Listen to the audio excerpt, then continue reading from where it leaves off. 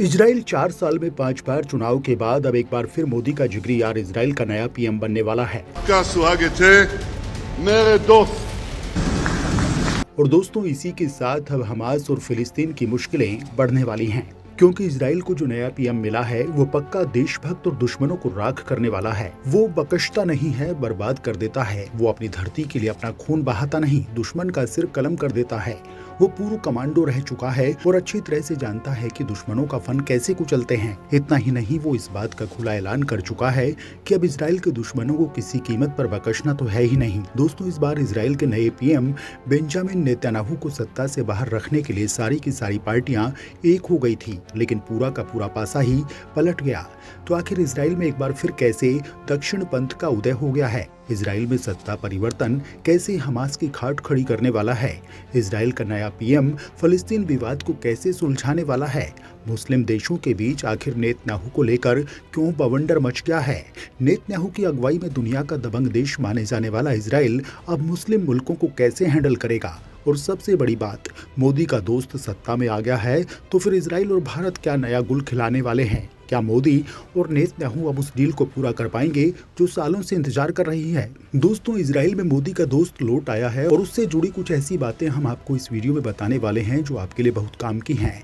तो आप हमारे साथ बने रहिए, क्योंकि बेंजामिन नेतन्याहू के लौट आने से फलस्तीन और हमास की नींद हराम हो चुकी है। दोस्तों, नेतन्याहू फलस्तीन समेत अपने सभी पड़ोसियों पर हावी ही रहे हैं। नेतन्याहू की लीडरशिप में ही तुर्की, ईरान, पाकिस्तान, यूएई और मिस्र समेत दुनिया के 57 मुस्लिम देश चाहकर भी इजराइल का बाल भी बांका नहीं कर पाए।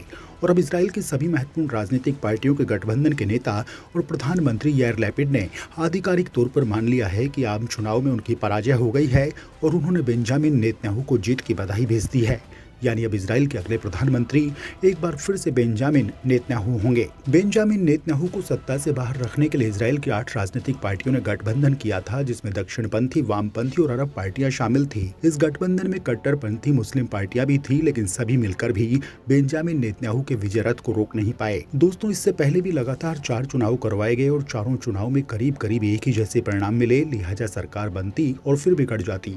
हर चुनाव के बाद बेंजामिन नेतन्याहू की लिकुड पार्टी को सबसे ज्यादा सीटें मिलती और बाकी सीटें दूसरी पार्टियों में बढ़ जाती। बेंजामिन नेतन्याहू को पूर्ण बहुमत नहीं मिलने के पीछे की सबसे बड़ी वजह उनके खिलाफ लगातार चलाया जा रहा भ्रष्टाचार कैंपेन था, जिसमें उन पर रिश्वत लेने का आरोप लगाया गया था। ये मामला कोर्ट में भी पहुंचा और जनता के बीच उनकी छवि को ठेस पहुंची।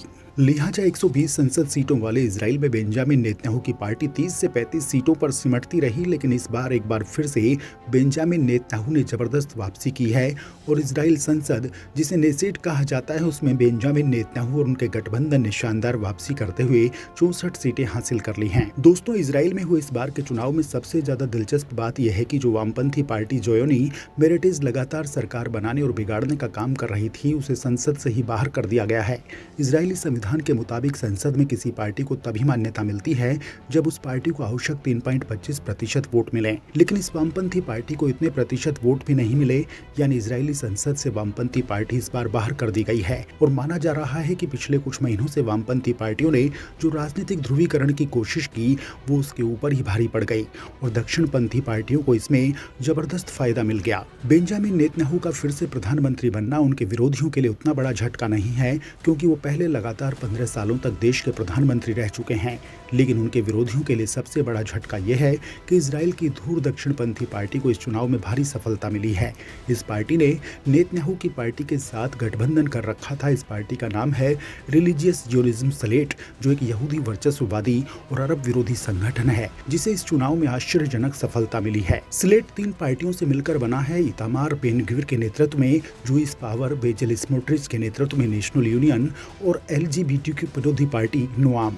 पिछले लोकसभा चुनाव में इन तीनों पार्टियों के गठबंधन को महज 6 सीटें मिली थी, लेकिन इस बार इस गठबंधन को 14 सीटें मिली हैं और यही वजह है कि बेंजामिन नेतन्याहू के गठबंधन को पूर्ण बहुमत हासिल हुआ। दोस्तों, भारत के संबंध में बात करें तो नेतन्याहू के भारत से अच्छे रिश्ते रहे हैं। प्रधानमंत्री नरेंद्र मोदी ने उन्हें जीत की बधाई दी है। उन्होंने लिखा, चुनावी जीत पर मेरे दोस्त नेतन्याहू को बधाई, हम मिलकर भारत इजराइल स्ट्रेटेजिक पार्टनरशिप को आगे ले जाएंगे। दोस्तों, 5 साल पहले नेतन्याहू प्रधानमंत्री रहते भारत आए थे। तब पीएम नरेंद्र मोदी प्रोटोकॉल तोड़कर उन्हें रिसीव करने एयरपोर्ट पर गए थे। इसी साल वे इजराइल दौरे पर गए। मोदी पहले भारतीय प्रधानमंत्री थे जिन्होंने इजराइल की यात्रा की है। दोनों एक दूसरे को दोस्त बता चुके हैं। अब नेतन्याहू के प्रधानमंत्री बनने पर भारत और इजराइल दोनों देश आतंकवाद, टेक्नोलॉजी और ट्रेड पर एक साथ काम कर सकते हैं। दोनों देशों के बीच फ्री ट्रेड एग्रीमेंट भी हो सकता है।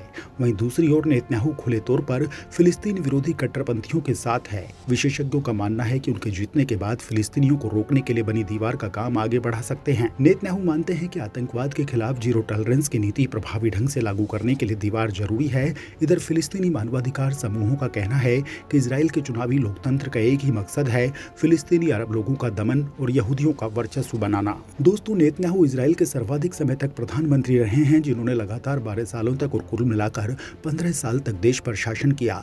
उन्हें पिछले साल सत्ता से हटना पड़ा था, लेकिन वे एक बार फिर से सत्ता पर काबिज होने जा रहे हैं और इससे मुस्लिम वर्ल्ड में तूफान का अंदाजा इसी बात से लगा सकते हैं कि नेतन्याहू को आम चुनाव जीत मिलने के कुछ देर बाद गाजा की ओर से 4 रॉकेट दागे गए। इनमें एक रॉकेट को आयरन डोम वायु रक्षा प्रणाली ने रोक दिया। रॉकेट हमले के बाद अब तक किसी के हताहत होने की कोई खबर नहीं है। दोस्तों, नेतन्याहू बहुत ज्यादा हार्डलाइनर और दक्षिणपंथी नेता माना जाता है, यानी अब उनके सत्ता में आने के बाद हमास के आतंकियों की मुश्किल कम होने के बजाय बढ़ना तय मानिए। वो अपने देश के दुश्मनों को घर में घुसकर मारने के हिमायती हैं। इसके लिए फिर उन्हें दुनिया की कोई भी कीमत चुकानी पड़े तो वो अपने कदम पीछे नहीं खींचते। देश की हिफाजत की बात हो और वतन परस्ती के पैमाने पर आकलन किया जाए तो नेतन्याहू का कोई तोड़ नहीं है, क्योंकि दुश्मनों को बेरहमी से कुचलने का नेतन्याहू का इतिहास भी यही कहता है। उन्हें ना तो वार्ता से मतलब है और न चर्चा से सरोकार। वो फैसला ऑन द स्पॉट करते हैं। यही बात हमास और फिलिस्तीन की नींद हराम कर रही है। वो कई बार ये इशारा दे चुके हैं कि फिलिस्तीनी स्टेट का बनना इजराइल के लिए कितना खतरनाक हो सकता है, जिसका मतलब ये निकाला जाता है कि आने वाले वक्त में मुमकिन है कि नक्शे पर ना हमास रहे और ना फिलिस्तीन का नामो निशान। हालांकि दोस्तों, इजराइल कारोबार के लिए बहुत कुछ कर गुजरता है और मुस्लिम मुल्कों के साथ जिस तरह से रिश्ते बढ़ने लगे हैं वो नेतन्याहू के टाइम से ही शुरू हो गया था। लिहाजा ये कहा जा सकता है कि आने वाले वक्त में भी कारोबारी रिश्तों में तेजी से बढ़ोतरी होगी और इस मामले में मोदी का बड़ा रोल होने वाला है।